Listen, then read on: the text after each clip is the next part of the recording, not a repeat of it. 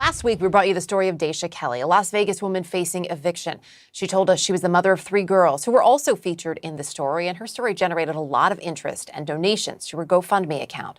Well, Kelly has since clarified to CNN she is not the mother of the 3 girls. CNN has, however, verified she takes care of the girls in her home for significant periods of time.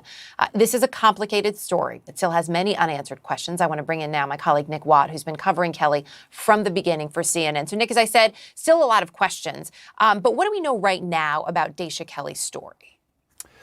Well, Erica, CNN found Daisha Kelly through her post on GoFundMe seeking $2,000 to pay back rent to avoid eviction for her and, quote, her 3 daughters. She did not reach out to us. Now, we interviewed Kelly at her home. The girls all called her mum, appeared to be very much at home, and there was nothing we could see to raise any suspicion. But later last week, a woman named Shadia Hilo came forward and said she was the mother of those 3 girls and they live with her.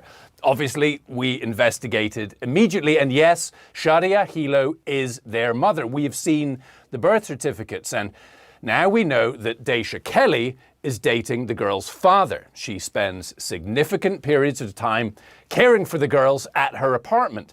Now, at the time we visited, Hilo says she had dropped the girls off with Kelly for a week. Now, when we followed up with Kelly over the weekend, she clarified that she is not the mother of the 3 girls. She said she originally described herself to CNN as a mother because she considers herself to be like a mother to those girls.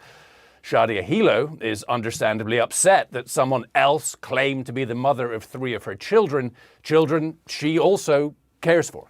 So there are things, Nick, about Kelly's story, or are there, I should say, that do check out? Yeah, absolutely. She is facing eviction from her apartment. We saw her 7-day notice when we visited, and we have confirmed that. And she clearly does look after those girls part of the time. But in that GoFundMe post, she said that she described the girls as her daughters, and that's just not true. So, Nick, as of today, that GoFundMe account had, I think it was over $230,000 in donations. What will happen to that money now? Well, we contacted GoFundMe, they investigated, they put all the funds on hold, and this afternoon they told us GoFundMe has proactively notified all donors with directions on how to request a full refund. Now, after 2 weeks, they will release any money left, minus those refunds, to Kelly. And any money she gets, they say, will be used to cover living expenses, bills, and a dedicated amount will be put into an account for each child. Now, as for the girls themselves, Kelly tells us she dropped them off with their mum last night in time for the start of school. Erica? Nick Watt, thank you.